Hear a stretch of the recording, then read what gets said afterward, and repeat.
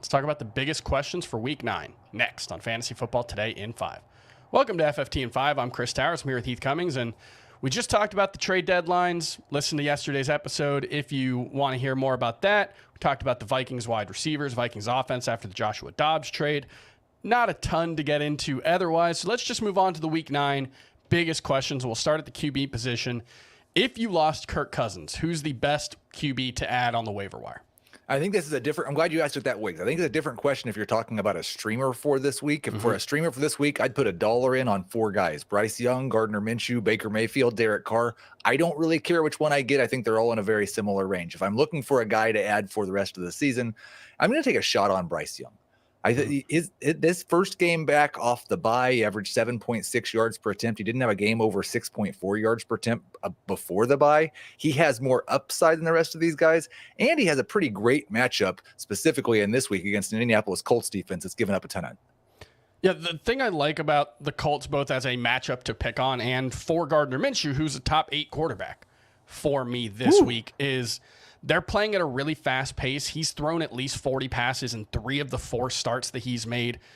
Carolina is actually like bottom 10 in fantasy points allowed to quarterbacks. They've given up bottom 10 fewest fantasy points allowed. This is a bad defense. Don't let that dissuade you from using Gardner Minshew. They have allowed the 12th highest yards per attempt and the 10th highest touchdown rate for defenses this season. The only concern is just that the volume might not be there. This Colts offense could just decide to run the ball 45 When times. you have 2 starting running backs, like you could legitimately give 20 rushes to Jonathan Taylor and Zach Moss and just completely nerf Gardner Minshew. But other than that, I agree with you. It is a bad defense. It's possible that happens, but if I'm looking to replace Kirk Cousins, I think my ideal outcome would be I add Gardner Minshew on waivers. I think he's 37% rostered right now. Someone drops Russell Wilson, and I can add him later on this week. I think he's 71% rostered. I would imagine he's going to get dropped with buys and injuries that people are dealing with because he is on bye this week. Let's move on to the running back position. And Heath, I think Tony Pollard's a really interesting player. I know you've got both Colts running backs ranked above him. Tony Pollard is down to RB14 in the consensus rankings for Week 9. How much of that is Tony Pollard? How much of it is the Eagles' defense? And is he still a must-start running back moving forward? It is all of those things. I think when I have him ranked 15th, it's hard for me to say he's not a must-start running back, but when I have him behind Zach Moss and Jonathan Taylor on the same team, it's hard to say he is a must-start running back. So he's somewhere in that range of guys that probably everyone's still starting, but it's just undeniable. At this point, Tony Pollard does not have the same explosiveness that he had last year. I don't know if that's because of the surgery. I don't know if it's because of the workload. I don't know if it might possibly change in the next couple of weeks. I'm completely open to that possibility, but the evidence that we have right now is that he's not the same guy, and this is a pretty bad matchup against the Eagles. So I'm pretty scared of Pollard this week. There's just not enough running backs to start ahead of him.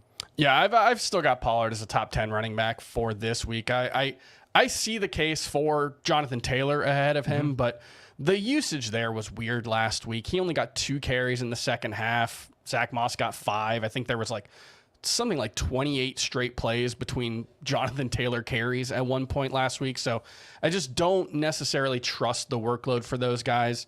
Pollard obviously didn't have the workload we would hope for last week as well, but that was just a weird game script where the Rams had the Cowboys had a blocked punt, safety, a pick 6, and like a 63-yard kick return within the span of like 5 plays that really kind of screwed up the game script. So I'm not too worried about Tony Pollard, but I know I'm an outlier there.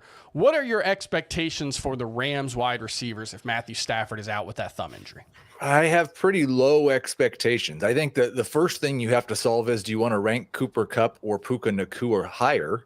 And the last couple of weeks, it's been Puka for their time together. It's almost a complete wash.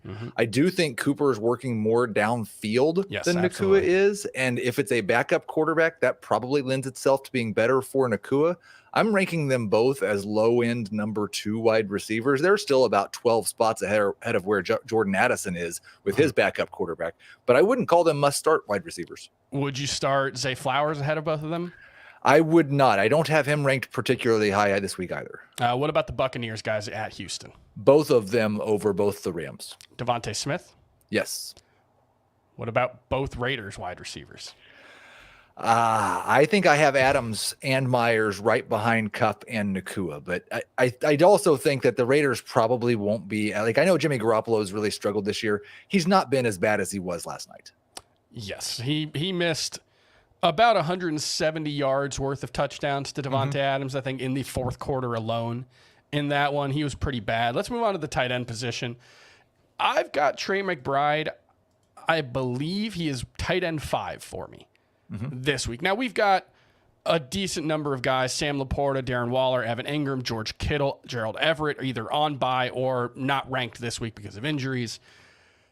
But that would still leave Trey McBride right around top 10 if all those guys are available. Right. Is he a top 10 tight end the rest of the way? I feel more confident with the top 10 rest of way than I do the top 5 this week, even though we have all those players missing, just because as of right now, we're projecting Clayton Tune to start. Yes. And like, if you told me Kyler Murray was starting this week, McBride would be a top 5 tight end this week and definitely a top 10 guy rest of season. I love the profile. I love what Arizona's doing in terms of their tight end target rate. They were throwing the ball this much to Zach Ertz when Zach Ertz was getting like 1 yard per route run. So I absolutely love it. All right, that's going to do it for FFT in 5. We'll be back tomorrow. We'll see you then.